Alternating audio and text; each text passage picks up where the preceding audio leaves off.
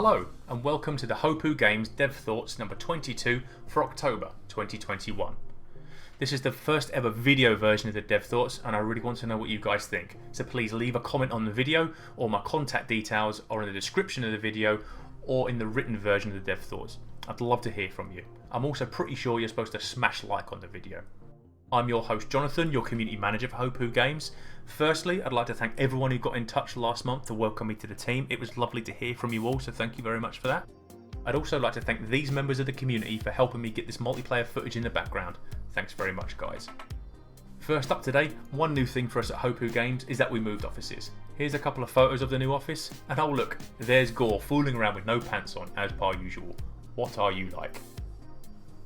This month on Twitter, I asked you what your number one question about the upcoming Risk of Rain 2 expansion was. Well, you didn't disappoint and you came thick and fast with the questions. Thank you very much for that. And I'm here to answer the most popular of the bunch. Question 1. What is the release date and will it launch on console at the same time? The Steam release is currently on schedule for a Q1 2022 release window. The console version will be released at a later date. One of our more lofty goals when we first announced the expansion was our hope to do a simultaneous release on all platforms. This was something that we haven't attempted before.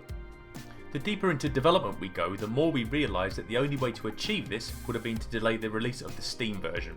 We didn't like this one bit, so we've decided to go with the Steam release first, with the console release coming soon afterwards. We don't want to pin a precise release window on the console version right now, however we'll get it into your hands as soon as possible. Question 2.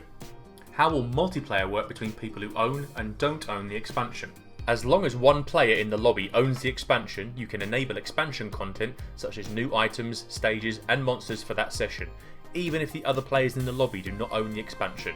However, only people who own the expansion will be able to play as the new expansion exclusive survivors. We think that splitting the multiplayer community between the haves and the have-nots is kind of a worst case scenario. We want everyone to enjoy the game and we want to keep the community together. Question number 3. How much will the expansion cost? The price of the expansion is still being discussed.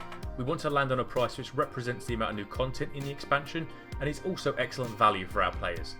As soon as we've decided on the price, we will announce it as soon as possible.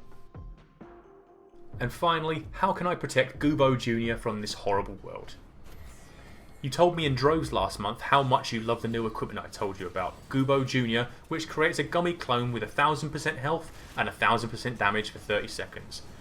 Well, as you can see from this footage of it soloing a Stone Titan, there is nothing to worry about. Goobo Jr. can take care of itself. Now, I know what you're all here for, those sweet expansion teasers. Well, I've risked it all this month to sneak into the secret dev vault once again, and I've discovered that the theme of the expansion is The Void.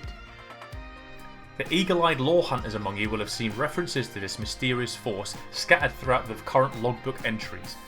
Well, you're about to find out a whole lot more about the Void. Approximately a third of the new content is Void themed, and that includes the new loot tier that I teased last month. The Void items. Waiting your discovery in the upcoming expansion are Void items. These are sneaky doppelgangers of existing items. Once collected, they absorb all copies of the original item and corrupts them to increase their own power for the rest of the run. I have 3 examples to share with you today. First up, the Lost Seer's lenses, a corrupted version of the Lens Maker's glasses, an item which gives you a 0.5% chance of instantly killing a non-boss enemy. Next up, we have the Weeping Fungus, a corrupted version of the Bustling Fungi, an item which heals you for sprinting instead of standing still. And finally, teased last month is the Polyloot, a corrupted version of the Ukulele, swapping from Chain Lightning to a powerful single target Void Lightning attack. Once again, thank you very much for being a great community and your continued support. Make sure you let me know what you think of this month's Dev Thoughts, and don't forget to come back next month where maybe, just maybe, I'll have even more expansion teasers for you all. Goodbye for now.